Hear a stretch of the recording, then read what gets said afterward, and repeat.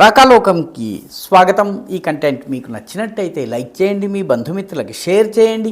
ఇప్పటి వరకు సబ్స్క్రైబ్ చేసుకోకపోతే సబ్స్క్రైబ్ బటన్ని నొక్కండి. అదేవిధంగా బెల్ ఐకాన్ని కూడా తప్పనిసరిగా నొక్కండి. జై హింద్ మిత్రులారా. యుద్ధం యొక్క స్వరూపం ఎప్పటికప్పుడు మారుతూ ఉంటుంది. ఆయుధాలు మారుతూ ఉంటాయి, అప్రోచెస్ మారుతూ ఉంటాయి, వ్యూహాలు మారుతుంటాయి, అక్కడ ఉన్నటువంటి పరిస్థితుల్ని బట్టి టాక్టిక్స్ మారుతూ ఉంటాయి.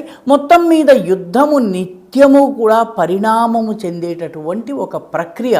కాబట్టి సైన్య వ్యూహకర్తలు దేశ భద్రతా రక్షణలో భాగస్వాములైనటువంటి సంస్థలు ఎప్పటికప్పుడు ప్రపంచవ్యాప్తంగా జరుగుతున్నటువంటి యుద్ధాల పోకడల్ని, అందులో వాడినటువంటి పరికరాల్ని, ఉపకరణాల్ని, ఆయుధాల్ని, వాటిని వాడిన విధానాన్ని, యుద్ధం యొక్క వ్యూహాల్ని అధ్యయనం చేసి మనకు అందులో ఏవి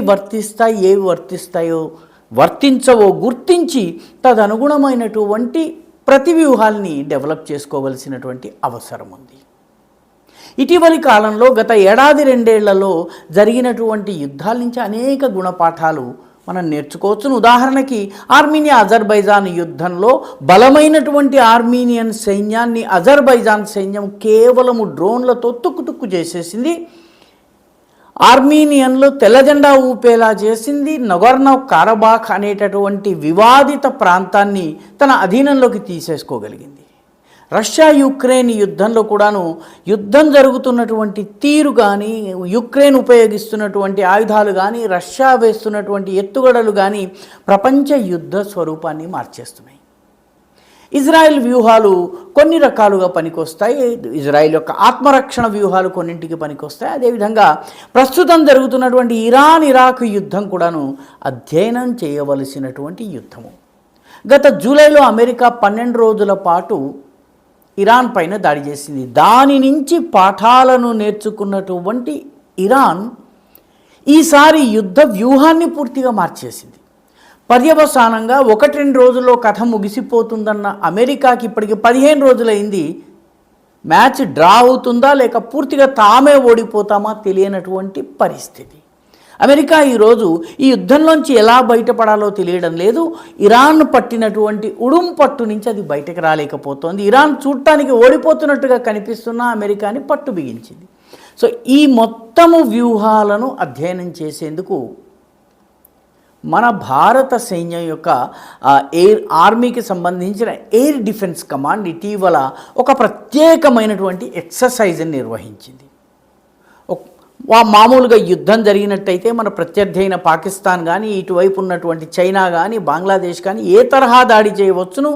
ముఖ్యంగా ప్రస్తుతం వస్తున్నటువంటి డ్రోన్ స్వామ్స్, వీటిని ఏ రకంగా తట్టుకోవాలి.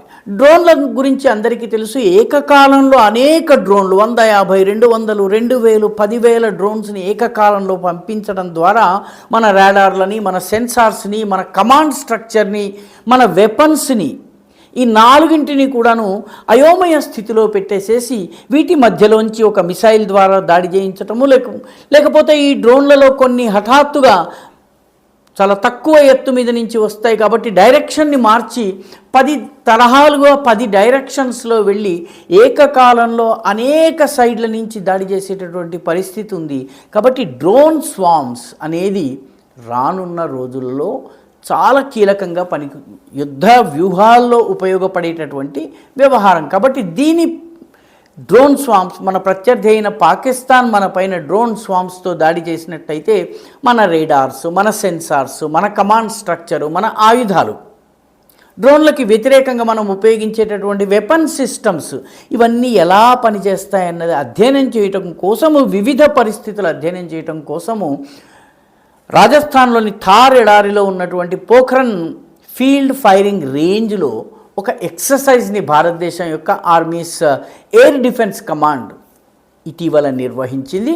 లైవ్ ఫైరింగ్, వివిధ ఎక్విప్మెంట్లతో డ్రోన్లు, ఒకేసారి అనేక డ్రోన్లు వస్తే వాటిని ఎలా అటాక్ చేయాలి, ఏ రకంగా దాడి చేయాలి, వాటిని మల్టిపుల్ డ్రోన్ సిస్టమ్స్, రకరకాల డ్రోన్స్, ఒకే తరహా డ్రోన్స్ కాకుండా కామికాజే డ్రోన్స్ కావచ్చును, యుఏవీస్ కావచ్చును, లాయిటరింగ్ మ్యూనిషన్స్ అంటే తిరుగుతూ ఒకే చోట కొంతకాలం ఉండి తరువాత దాడి చేసేవి, ఈ రకమైనటువంటి అన్ని రకాల మల్టిపుల్ డ్రోన్ సిస్టమ్స్ని ఎలా గుర్తించాలి, ఎలా ట్రాక్ చేయాలి, ఎలా డెస్ట్రాయ్ చేయాలి, దీనిపైన చాలా పెద్ద ఎక్సర్సైజ్ని చేయటం జరిగింది. ఇంటగ్రేటెడ్ ఎయిర్ డిఫెన్స్, సమగ్ర గగనతల రక్షణ వ్యవస్థకు సంబంధించినటువంటి ప్రయోగాలు చేయటం జరిగింది. ఇందులో ఏ రకంగా డ్రోన్లను గుర్తించటము, అవి ఎన్ని వస్తున్నాయి, ఏ రకంగా వస్తున్నాయి. ఎందుకంటే ఉదాహరణకి మన దగ్గర ఉన్న S-400 ఉందనుకోండి, అది ఏకకాలంలో వస్తున్నటువంటి ఒక 100 గనక మన పైన దాడి చేస్తే 100 వస్తున్నాయని గుర్తించగలదు, కానీ ఏకకాలంలో 8 10 మాత్రమే టార్గెట్ చేయగలదు. కాబట్టి మిగిలినవన్నింటినీ కూడాను టార్గెట్ చేయలేదు కానీ ట్రాక్ చేయగలదు. కాబట్టి సర్వేలెన్స్ చేయటం ఎలాగా, డిటెక్షన్ చేయటం ఎలాగా, వాటితో ఎంగేజ్ చేయటం ఎలాగా, వాటిని ఏ రకంగా తట్టుకోవాలి, దీనికోసం రేడార్లు, సెన్సార్స్, కమాండ్ స్ట్రక్చర్స్, అదేవిధంగా వెపన్స్ని ఏ రకంగా ఉపయోగించాలి అన్న దాని మీద చాలా విస్తృతమైనటువంటి ఎక్సర్సైజ్ నిర్వహించారు.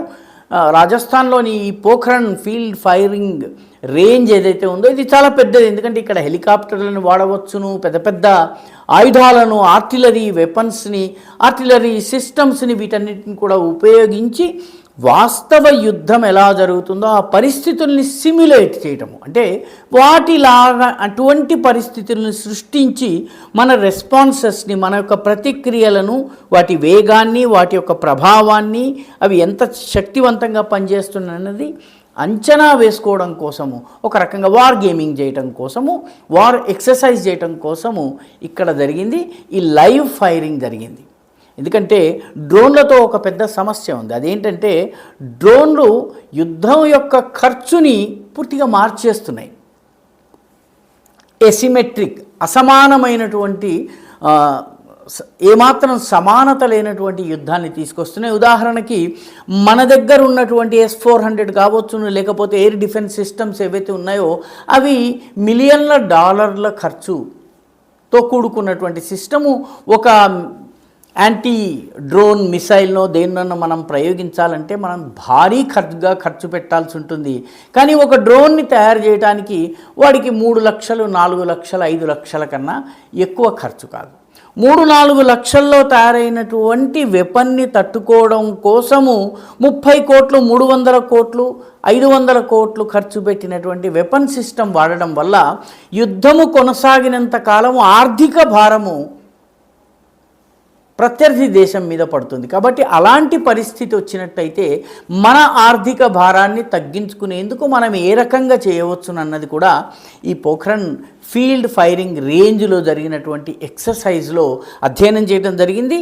ఇప్పుడు జరుగుతున్నటువంటి పాకిస్తాన్, ఆఫ్ఘనిస్తాన్ యుద్ధం కానీ, ఇరాన్తో జరుగుతున్నటువంటి యుద్ధం కావచ్చును, అదేవిధంగా ఆర్మీనియా, అజర్బైజాన్ యుద్ధం కావచ్చు, సైప్రస్లో ఉన్నటువంటి పరిస్థితులు కావచ్చును, అదేవిధంగా రష్యా యుక్రెయిన్ యుద్ధం కావచ్చు. ఈ అన్ని యుద్ధాల నుంచి పాఠాలు నేర్చుకునేట్టుగా సుడాన్ వంటి ప్రాంతంలో యుద్ధం జరుగుతోంది. ఆఫ్రికన్ దేశాల్లో కూడాను పలు దేశాల్లో యుద్ధాలు జరుగుతున్నాయి. ఈ అన్ని యుద్ధాల నుంచి పాఠాలను నేర్చుకునేందుకు ఈ ఎక్సర్సైజ్ని నిర్వహించడం జరిగింది. ఇది మన ఆర్మీ యొక్క సన్నద్ధత, దూరదృష్టి, వ్యూహరచన చాతుర్యానికి ఇది నిదర్శనంగా మనం చెప్పుకోవాలి. వీడియో మీకు నచ్చినట్టయితే లైక్ చేయండి, షేర్ చేయండి, ఈ ఛానల్కు సబ్స్క్రైబ్ చేయండి, మీ అభిప్రాయాన్ని కమెంట్ల రూపంలో తప్పనిసరిగా పంపించండి.